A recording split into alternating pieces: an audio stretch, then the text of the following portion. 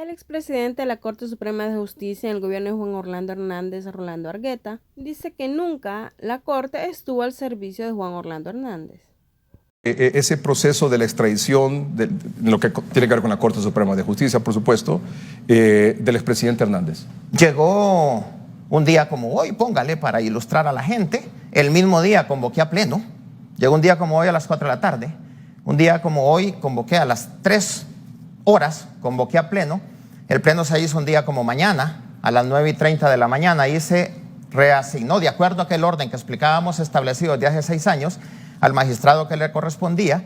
El magistrado a las 3 o 4 horas después del análisis correspondiente libra la orden de captura de un día como mañana, es decir, del día siguiente, y llega la Policía Nacional esa orden de captura antes de las 24 horas en que ingresó la solicitud, y entiendo que la Policía Nacional hace efectiva ese mismo día en horas de la tarde, y un día como pasado mañana se hizo la audiencia que llamamos de intimación, es decir, de informarle a la persona solicitada cuáles son los cargos y cuál es la situación jurídica y sus derechos. ¿Ese proceso fue un proceso especial?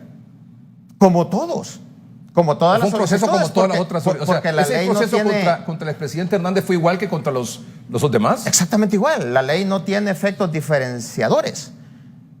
El principio de igualdad, que es un derecho humano, incluso, y se actuó con absoluta celeridad. Un día como hoy la solicitud, un día como hoy convoqué a pleno, un día como mañana se designó el juez, un día como mañana se libró la orden de captura, un día como mañana se entregó la persona solicitada, un día como pasado mañana, es decir, antes de las 48 horas se hizo la primera gran audiencia, y dentro de los 30 días siguientes se hizo la segunda gran audiencia, que es la de presentación de la prueba y la decisión del juez de primera instancia. El proceso, como todo manifiesta usted, presidente, fue igual que los demás solicitudes de extradición. Pero, sin duda alguna, o sea, es la primera vez y que se trata de un expresidente, claro, que no tenía ni 30 días de haber salido, creo, más o menos, ¿verdad?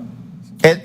Entiendo que la acusación se la presentan el 27 de enero de 2022 en horas de la tarde, sí, y la solicitud llega un 13 de febrero. Sí. A los 16 días. ¿Fue particularmente, diría usted, difícil? ¿Fue particularmente, no sé, incómodo o generó algún tipo de tensión particular esta solicitud de extradición del expresidente Hernández? Los jueces estamos sujetos a la Constitución y a la ley, indistintamente de otras ponderables que existan. Su servidor tiene 24 años de ser juez, desde juez de paz, y estamos acostumbrados a tomar decisiones y a resolver, absolviendo a la gente o condenando a la gente de acuerdo a la prueba y a la ley. Y este caso no podía ser la excepción, más allá de las reuniones que obviamente se tuvieron y son hechos notorios y públicas con los presidentes de los poderes y con los otros funcionarios estatales para abordar los temas de seguridad nacional. Pero el caso se abordó con celeridad, con objetividad, y se resolvió en los términos y en los tiempos que establece la Convención de Montevideo y todas las otras convenciones aplicables al caso. No sé si le ha llamado a usted la atención la celeridad, la diferencia con la que actualmente la Secretaría de Seguridad está capturando a solicitados en extradición, que ya tenían horas de captura ya hace algunos años o algunos meses. Nosotros debemos reconocer la complejidad en algunos casos por la difícil ubicación de las personas sobre las cuales se libra una orden de captura, o a veces por la estructura del grupo criminal. Hay solicitudes de extradición que tienen 7 personas solicitadas en extradición, esencialmente por temas de narcotráfico, y debemos también reconocer el ahínco y el compromiso de las actuales autoridades de la Policía Nacional, desde su ministro, el director de la policía y todo el equipo que conforma. Felicité públicamente hace unas 3 semanas al señor ministro de Seguridad, el general Savillón, porque se ha visto un compromiso en cuanto a las detenciones, lo que no significa también que no se haya visto algún compromiso en algunas solicitudes de la administración anterior en la Secretaría de Seguridad, porque sí vimos, y ahí vimos el número de 35 solicitudes que fueron canalizadas a través, y no hubiesen sido posible su continuidad si no es a través de la detención de las personas. En algún momento usted ha recibido, como presidente del Poder Judicial, una solicitud de extradición, viene de la Cancillería, ¿no? Así es. De la Embajada de Estados Unidos a la Cancillería, cuando es Estados Unidos que lo pide, a la Cancillería y luego a usted, a la Corte Suprema. ¿Usted lo ha hecho esto? Jamás, en ningún caso. En ningún caso le damos celeridad indistintamente de quién sea la persona solicitada e indistintamente de cuáles sean los delitos presumiblemente cometidos por esta persona, que normalmente son de criminalidad organizada y dentro de estos el de narcotráfico en las diversas tipologías. Por ejemplo, el juez que está a cargo de esa solicitud de extradición, de ese caso particular, es un magistrado, ¿verdad? Es un magistrado dentro de los 15. Fíjese que nosotros llegamos un 12 de febrero de 2016. Perdón, y le quería preguntar, perdón, era mi siguiente pregunta, disculpe que lo interrumpa. La primera es un magistrado el que ve el caso. Así es. Solicitud por solicitud. Que actúa y se le denomina juez natural. Y ese juez natural, que es un magistrado, usted decide, bueno, la próxima la va a ver fulano de tal, y la que sigue fulano de tal. Y por ejemplo, la solicitud del expresidente Hernández la vio fulano de tal porque usted decidió. No, en absoluto. ¿Cómo fue? Llegamos un 12 de febrero de 2016 a la Corte, nombrados el día anterior por el Congreso Nacional. El 17 de febrero de ese año, es decir, a los 5 días, hicimos un pleno convocado por su servidor para reasignar las 19 solicitudes que los magistrados anteriores que habían vacado en el cargo conociesen por parte de los magistrados que acabábamos de llegar. En ese momento y ahí se estableció un orden a efecto de que cuando usted llegó ahí determinar 19, el conocimiento. Cuando usted llegó ya 19. Habían 19 pendientes de designación de juez, porque los magistrados que son las que las llevaban habían vacado en el cargo. ¿Qué hizo entonces?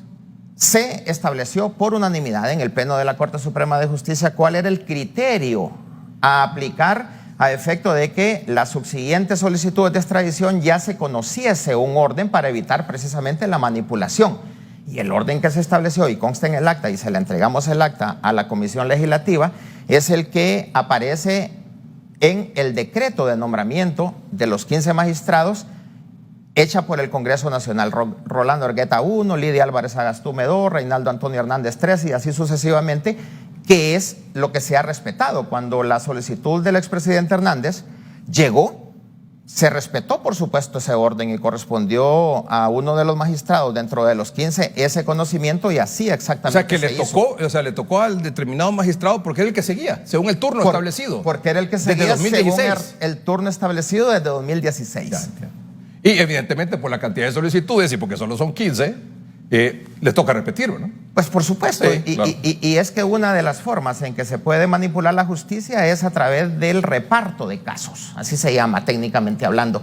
Entonces hay que establecer criterios que determinen la organización y la estructuración en cuanto al reparto de esos casos para evitar precisamente la manipulación, que es lo que aconteció aquí, que no hay manipulación bajo ningún punto de vista. ¿Usted rechaza contundentemente esa afirmación, ese calificativo de que la Corte Suprema de Justicia o el Poder Judicial actualmente es un Poder Judicial o una Corte Suprema de Justicia corrupta? Claro. Y lo ha dicho por qué. Claro, y estamos sometidos a cualquier verificación o observación que se haga en ese sentido, que se haga de manera objetiva e imparcial. Y lo segundo, ¿usted acepta el calificativo o señalamiento o acusación de que la actual Poder Judicial o la Corte Suprema de Justicia, porque cuando hablamos de Corte Suprema de Justicia nos estamos refiriendo a los 15 magistrados, sí, estaban al servicio del expresidente Hernández? No, en absoluto, en absoluto. Tenemos independencia, lo hacemos con objetividad.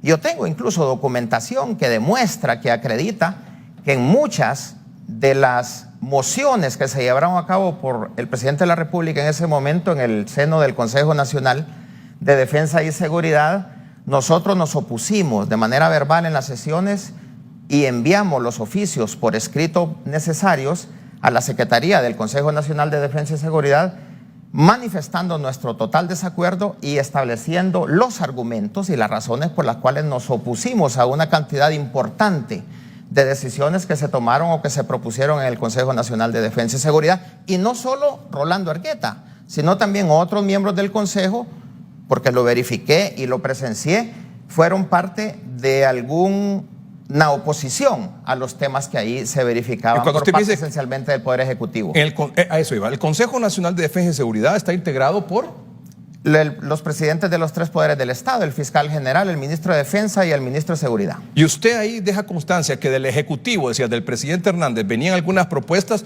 y usted se le paró en 30. Claro, claro. Si usted me lo permite y da el tiempo el programa, incluso aquí hay algunas acreditaciones firmadas por su servidor y recibidas por la Secretaría del Consejo propuestas Nacional, del Ejecutivo a las cuales usted se opuso, en la cual nosotros nos opusimos.